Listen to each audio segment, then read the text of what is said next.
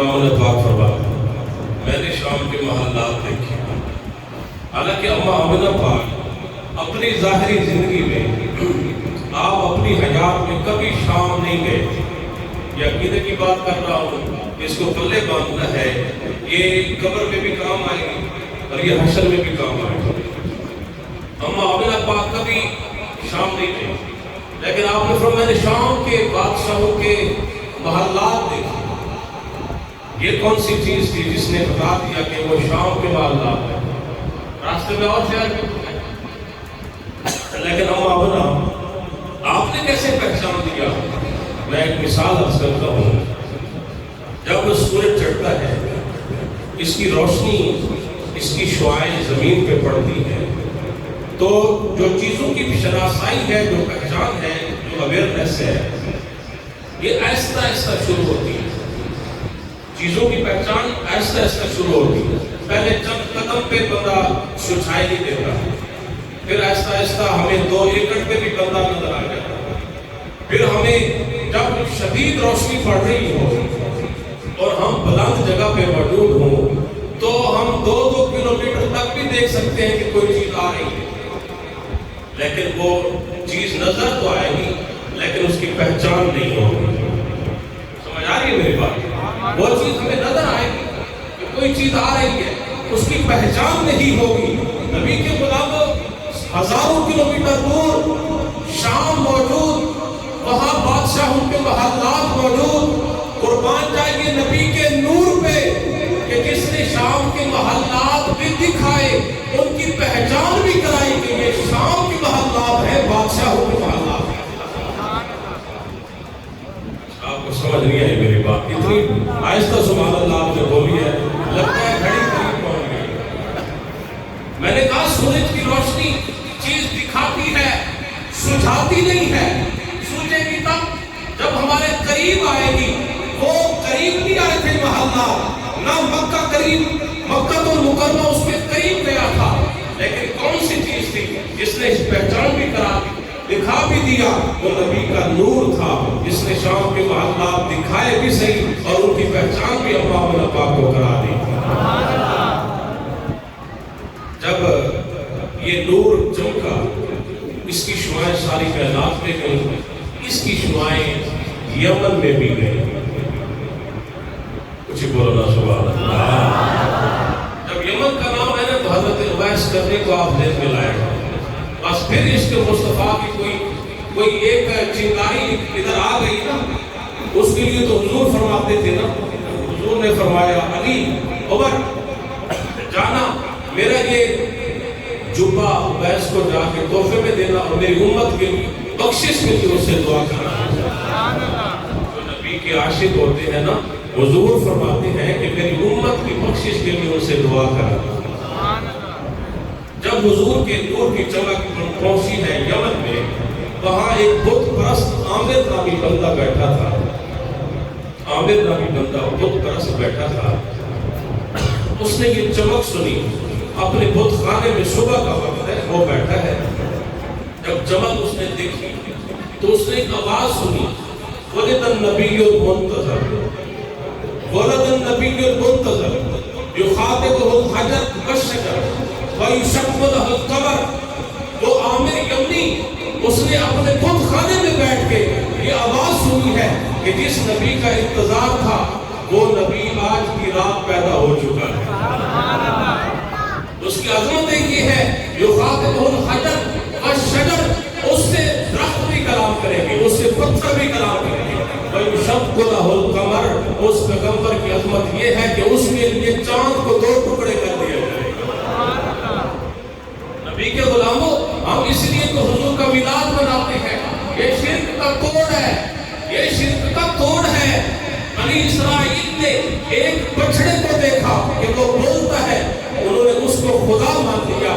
نبی کے غلاموں وہ مرتد ہو گئے، انکاری ہو گئے، توحید سے ہٹ گئے.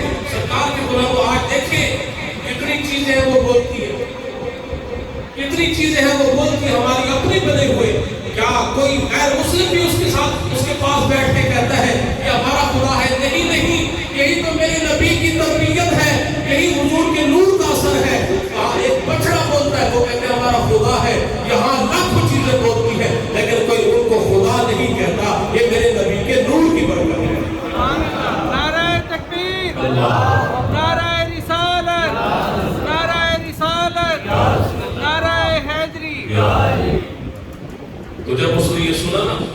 کہ وہ آخری نبی پیدا ہو گئے جن کے لیے یہ ساری تبدیلیاں کی جائیں گی، جن سے پتھر بھی مخاطب ہوں گے، ان کے لیے جناب چاند کو بھی 2 ٹکڑے کر دیا جائے گا۔ تو اس نے پوچھا کہ اے آواز دینے والے، اے حاطف غیبی، یہ بتاؤ کہ وہ جو نبی پیدا ہوئے ہیں وہ کہاں پیدا ہوئے؟ تو بتایا گیا مکہ المکرمہ کی سرزمین ہے۔ بس وہ وہاں سے چل پڑا، اپنے گھر کو خیر بات کہا، وہاں سے چل پڑا۔ چلتے چلتے جب مکہ المکرمہ کی سرزمین پہ پہنچتا ہے، اسے 2 دن لگ گئے۔ جب وہاں پہنچتا ہے تو وہاں جا کے پوچھتا ہے کہ پرسوں اس مکے کی سرزمین پر کوئی بچہ پیدا ہوا ہے؟ انہوں نے کہا یہاں تو بہت سے بچے پیدا ہوئے۔ کہتا ہے کہ نہیں، بیٹا پیدا ہوا ہے۔ لوگوں نے جواب دیا کہ جناب اس مہینے اللہ رب العزت نے جس کو بھی عطا فرمایا ہے بیٹے عطا فرمائے ہیں۔ سبحان اللہ۔ یہ نبی کے میلاد کی خیرات، کہ جسے بھی ملے ہیں وہ بیٹے ملے ہیں۔ اچھا، اس نے کہا کہ وہ جو بیٹا پیدا ہوا ہے وہ عبد المطلب کے گھر میں پیدا ہوا، تو آپ ان کو جو عامر یمنی آئے تھے ان کو لے جایا گیا سیدنا حضرت عبد المطلب کے گھر۔ وہاں جا کے دستک دیتا ہے، حضرت عبد المطلب سے ملاقات ہوتی ہے۔ کہتا ہے کہ میں بہت دور سے سفر کر کے آیا ہوں، میں بت خانے میں تھا، بتوں کا پجاری ہوں بہت بڑا سا، وہاں میں نے یہ خوشخبری سنی ہے، تو میں جو آپ کے ہاں بچہ پیدا ہوا ہے اس کی زیارت کے لیے آیا، اس کی زیارت کے لیے آیا۔ تو سیدنا حضرت عبد المطلب حضور صلی اللہ علیہ وسلم کی پاک ذات کو آپ ایک سبز کپڑے میں لکھتے ہوئے تھے یا ایک زرد رنگ کے کپڑے میں لکھتے ہوئے تھے، آپ کو لے کے حضرت سیدنا عبد المطلب حضور صلی اللہ علیہ وسلم کے دادا جان لے کے آتے ہیں، دروازے پہ لے کے آتے ہیں۔ تو وہ یمن سے آیا ہوا عامر جب حضور صلی اللہ علیہ وسلم کے چہرے پہ نگاہ ڈالتا ہے، چہرے پہ نگاہ ڈالتا ہے، جس کی تسکین سے روتے ہوئے ہنس پڑے، اس تبسم کی عادت پہ ناخوش، وہ چہرہ جس کی قسم اللہ رب العزت اٹھا وقتھا، اے محبوب تیرے اس سورج کی طرح چمکتے ہوئے چہرے کی قسم ہے۔ وہ چہرہ جب سامنے آتا ہے، وہ عامر یمنی جب نگاہ ڈالتا ہے، حضور صلی اللہ علیہ وسلم کی پاک ذات نے اپنی آنکھیں کھولی، ما زاغ البصر وما طغى، آزاد والی آنکھیں کھولتے ہیں سرکار۔ جب اس کی نگاہ پڑی حضور کے چہرے پہ، حضور نے مستانی آنکھیں کھولی، سرکار کے لب جب مسکرائے، بس اس نے حضور کی مسکراہٹ دیکھی اور نور کی جو چمک اٹھی، بس اس کو ان انوار کو وہ برداشت نہیں کر پایا۔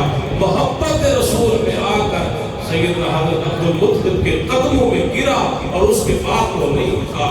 یہ اسلام کا پہلا شہید ہے، پہلا مرنے والا ہے، حضور کی محبت میں آ کر جو یمن سے آیا اور حضور کے حسن پہ اپنی جان نثار کر دی۔ سبحان اللہ۔ کیونکہ یہ حسن مصطفیٰ ہے۔ آنکھ والا تیرے جوبن کا تماشا دیکھے، آنکھ والا، آنکھ چاہیے نا یہاں، جس کے پاس نہیں ہے وہ مانگ لے، جس کے پاس نہیں ہے وہ مانگ لینا۔ کمل حضور دے غلامت دکھاتے نہ لگے کہ تسی یہ لائٹا کیوں لاتے ہو، تسی یہ دیگا کیوں پکاتے ہو، بھئی تیرے گھروں اسی چوری کر کے پکاتے ہو، اللہ نے سامنے رزق کے حالات دیتے، اس واسطے اسی دیگا پکاتے ہیں، اسی لائٹا بھی لاتے ہیں، اسی جلوس بھی بناوا گے، اسی جھنڈے بھی لاوا گے۔ ایک قاتل نے قال آخرت خیر اللہ کا من الاولی، آنے والے وقت میں آپ دیکھیں گے جو آج جلوس ہے، نبی کے غلام ان سے بھی کئی گنا بڑے جلوس نکالے۔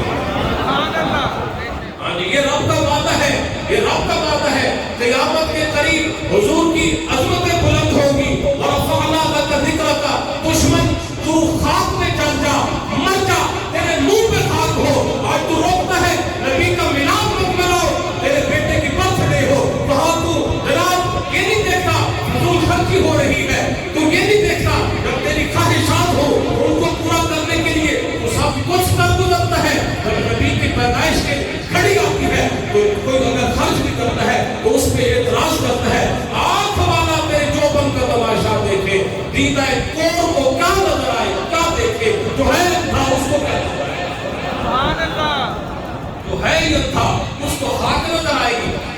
علم جو ہے وہ علم نہیں ہے، وہ جہالت سے بدتر ہے۔ نبی کے غلاموں، اس سے بہتر وہ جہالت ہے جو نبی کے قریب کر دے، اس علم سے بہتر وہ جہالت ہے جو نبی کے قریب کر دے، لیکن وہ علم جو ہے وہ فتنہ ہے، وہ فساد ہے، وہ ظلم ہے، وہ جہل ہے، وہ تاریکی ہے، وہ نبی سے دور کر دیتی ہے۔ اور یہ تو اقبال نے بھی فرمایا کہ بلال از حبش، سلمان از فارس، سہیل از روم، ابو لہب از مکہ۔ سلمان از فارس، بلال از حبش، سہیل از روم، ابو لہب از مکہ۔ نیچے کو نجبیس۔ اقبال فرماتے ہیں یہ تو نصیب کی بات ہوتی ہے نا کہ گھر میں چچا ہے وہ بدبخت، وہ حضور کو نہیں پہچان پایا، لیکن جنہوں نے پہچانا کوئی فارس سے آ رہا ہے، ایران سے جا رہا ہے، کوئی روم سے آ رہا ہے، کوئی حبشے سے آ کر حضور کے نام پہ اپنے آپ کو قربان کر رہا ہے۔ سر سے لے کر پاؤں تک تنویر ہی تنویر ہے، گفتگو سرکار کی، قرآن کی تفسیر ہے۔ میں حیرت ہے کہ دنیا مصطفیٰ کو دیکھ کر وہ مصور کیسا ہوگا جس کی یہ تصویر ہے۔ اللہ کی میری حاضر حضور قبول فرمائے، آمین۔ وَمَا عَلَيَّ إِلَّا الْبَلَاغُ۔